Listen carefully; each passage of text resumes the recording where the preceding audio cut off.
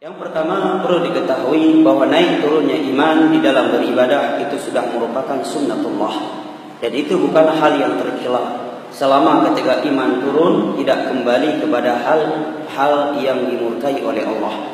Telah datang hadis yang sahih, Nabi SAW bersabda, "Likulli amalin syirqah wa likulli syirqatin fatarah, faman kanat fatratuhu ila sunnati faqad aflah, wa man kanat ila ghairi dzalik faqad halaka wa khasir." Nabi SAW bersabda, setiap kali beribadah, setiap amalan, setiap ibadah itu pasti ada semangat yang menggebu-gebu. Dan setiap kali ada semangat yang menggebu-gebu, pasti ada masa futur. Futur itu dalam bahasa Arab, bahasa kita artinya lemah, melemah semangatnya. Pahit dengan semangat, cok yu kuasa Daud, naidang hedi nana moholi Daud. Lagi-lagi semangat, kuasa Daud dihantam. Akhirnya seumur hidup setelah itu nggak pernah lagi kuasa Daud. Ya, lagi semangat menghantam 3-4 juz dalam sehari. Maka kata Nabi SAW, setiap amalan itu memang ada semangat yang menggebu-gebu setiap kita memulai. Dan setiap semangat menggebu-gebu itu pasti ada masa fatara, futur, menurun semangatnya, lemah. Namun bimbingan Nabi, faman kana fataratu ila sunnati, barang siapa yang ketika futur udah familiar nggak dalam bahasa Indonesia? Futur udah ma'ruf ya? Enggak ya? Udah Indonesia belum? Berarti apa tepatnya bahasa Indonesia? Ketika lemah semangat ya. Ketika lemah semangatnya, dia beralih ke sunnahku yang lainnya. Lemah semangat baca Al-Quran hari ini, maka baca hadis-hadis Nabi. Sekali bersalawat kepada Nabi, Allah membalas sebanyak 10 kali. Bertambahin. Kurang semangat baca hadis, lari ke salat duha, lari ke salat sunnah mutlak, ke pengajian, mendengar audio-audio ilmiah yang menambahkan wawasan Islamiyah diniyah, membaca artikel-artikel. Maka kata Nabi, barang siapa yang ketika imannya turun, dia pindah ke sunnahku yang lainnya, lemah dari puasa, lari ke salat, maka aflah, maka dia akan terjaga. Dia akan terjaga, akan bahagia. Akan tetapi barang siapa yang ketika terjadi futur, turun imannya, lari ke lain sunnahku, artinya lari dari garis yang dicintai oleh Allah, maka pasti dia akan binasa. Ketika semangat di dalam masjid, ketika enggak semangat selalu ngorong kopi, nongkrong, enggak sholat jamaah lagi. Ini keliru. Ketika ditanya, Ustaz lagi turun imannya Ustaz. Betul, turun iman bukan berarti langsung diturunkan seperti irigasi yang dilepaskan. Tetapi jaga selama tidak meninggalkan hal-hal yang wajib, tidak tercela. Tapi kalau iman turun, kita biarkan diri kita meninggalkan hal-hal yang wajib, ini sudah tercela. Dan iman naik turun itu menimpa seluruh manusia, para nabi dan para rasul. Hanya saja itu tadi kaidah, itu secara umum. Yang kedua, agar iman ini selalu naik, maka Al-Quran adalah sebaik-baik, apa kalau boleh dibahasakan, charger ya, untuk ngecas iman ini agar kembali terisi. Kata Ali bin Abi Thalib radhiyallahu anhu, "Iqra'ul Qur'an fa inna fihi 'ilmal awwalin wal akhirin." Bacalah oleh kalian Al-Quran, karena di dalam Al-Quran itu ada pengetahuan tentang orang-orang terdahulu dan orang-orang yang datang belakangan sampai hari kiamat. Ketika kita membaca Al-Quran, bagaimana kehebatan Fir'aun, kekuasaan dia, kekejaman dia, sampai-sampai Nabi Musa harus lari kalau bertemu dengan Fir'aun. Padahal Nabi Musa diberikan mukjizat oleh Allah, fawakazahu Musa faqadha alaih. Sekali tampar orang langsung meninggal orang itu.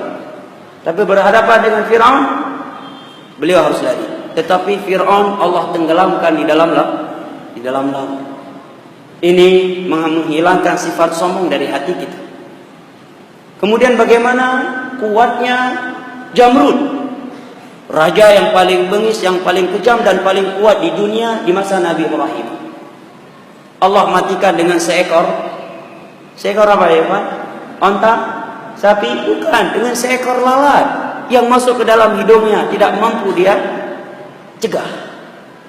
Ini menghilangkan juga sifat sombong dari hati kita.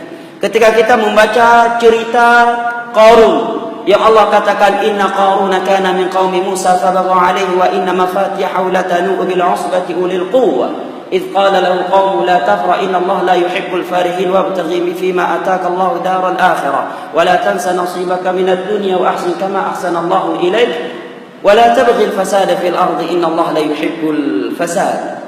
Maka kita sadar bahwa kekayaan bukanlah segala-galanya. Ini Qarun, kekayaannya Allah katakan kunci harta dia hanya mampu diangkat oleh ulul usbah. Ulul usbah itu ada yang menafsirkan 9 orang terkuat di dunia di masa itu. Ada yang menyatakan 40 orang terkuat di dunia. Ini baru kuncinya. Kunci harta. Mungkin nasawaji. Mungkin kalau dia punya idogres satunya 500 juta. Dari 10 jari jemarinya, mungkin setiap idogresnya harganya 1 miliar. Bos Facebook, bos Twitter, Belgium, kita kumpulkan seluruh orang-orang terkaya di dunia. Itu belum menyamai 1% kekayaan Qarun. Apa yang terjadi pada Qarun? Dia sombong, aku tidak mau ikut Nabi Musa. Karena menganggap kebanyakan orang mengikut Nabi Musa orang-orang miskin, gak punya harta. Dia maunya yang high class, gak mau gabung sama majelis Nabi Musa. Karena kebanyakan mengikut beliau orang-orang miskin. Maka ketika dia sedang memamerkan kekayaannya, Allah perintah bumi agar membelah diri. Maka Allah menyatakan fakhasafna bihi wa bidarihil ardh. Maka bumi pun menelan Qarun hidup-hidup bersama istananya. Hanya dia dan istananya. Padahal dalam ayat itu disebutkan Qarun sedang memamerkan perhiasannya. Masyarakatnya sedang nonton. Tetapi begitu terjadi gempa, hanya gempa lokal yang ditelan oleh bumi hidup-hidup, hanya Qarun dan bersama istananya. Secara logika nggak masuk akal. Kok bisa di kesekerumunan manusia terjadi gempa bumi yang ditelan oleh bumi hanya satu orang? Dan hanya istana Qarun. Padahal dalam istananya ada anak-anak buahnya, pembantu-pembantunya. Kalau Allah sudah berkehendak, maka ini pun menghilangkan sifat angkuh dan congkak dengan dunia yang kita miliki. Bahwa dunia bukan segala-galanya. Kemudian kita membaca Al-Quran, ayat-ayat yang akan menyebutkan tentang syurga dan neraka, tentang alam barzakh, membuat kita jadi sadar bahwa perjalanan kita masih sangat panjang. Ketika kita membaca ayat Allah wa inna yawman 'inda rabbika ka'alfi sanatin mimma ta'udun, bahwa satu hari di hari kiamat itu seperti 1000 tahun di dunia ini. Rupanya kehidupan di dunia kita ini tidak lebih dari 1,5 jam. Karena umur mayoritas umat Nabi itu dari 60 hingga 70 tahun. Wa qalilum man jawaza dzalik. Sangat sedikit yang umurnya lewat dari itu.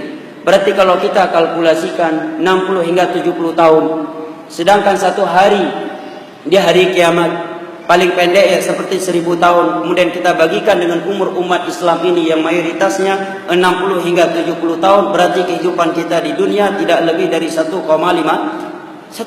jam.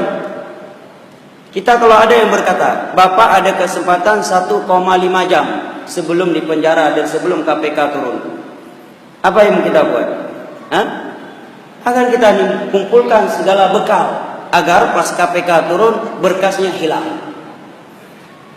Dan yang semisalnya. Lalu Allah menyatakan hidup kalian di dalam Al-Quran 1,5 jam dengan bahasa yang tersirat tentunya. 1,5 jam. Dan kita akan membawa bekal yang kita persiapkan selama 1,5 jam untuk kehidupan yang selama-lamanya, yang tidak ada ujungnya. Kira-kira bisa buat apa kita? Berhak nggak dapat surga Allah? Mampu nggak mengumpulkan amalan yang dengannya kita membuka surga Allah? Waktunya hanya 1,5 jam. Bekal yang kita kumpulkan untuk 1,5 jam itu akan kita pakai lebih dari untuk 1 juta tahun, 1 miliar tahun, 1 triliun tahun, bahkan tidak ada ujungnya. Maka ini membuat hati kita akan selalu waspada, akan selalu takut kepada Allah Jalla wa'ala. Kemudian kiat yang lainnya adalah menjaga pergaulan. Hadis-hadis dan ayat-ayat yang menerangkan kepada kita pengaruhnya pergaulan itu sangatlah banyak, dan saya kira sudah tidak asing lagi di sisi kebanyakan kita. Oleh karena itu dalam pepatah Arab dikatakan as-sahib sahib, yang namanya teman duduk itu menyambar. Tadi dia begitu dalam masjid, cinta kepada akhirat luar biasa.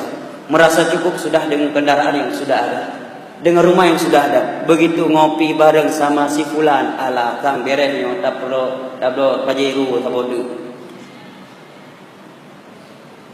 Enggak puas dengan dunia. Kenapa? Pengaruh teman tadi. Maka as-sahib sahib, sahabat teman duduk itu dapat menyambar. Al-Imam Ibn Qayyim membagikan manusia di dunia ini terbagi menjadi 3. Kata beliau, sebagian manusia itu udah ada. Yang terakhir ya. Kata beliau, sebagian manusia, model manusia yang pertama itu seperti racun. Kamu dekati hancur duniamu, hancur akhirat. Yang kedua, dia seperti obat. Kamu membutuhnya hanya ketika sakit, yaitu orang-orang yang kamu bisa bergaul dengannya hanya dalam urusan dunia. Jangan lebih dari itu.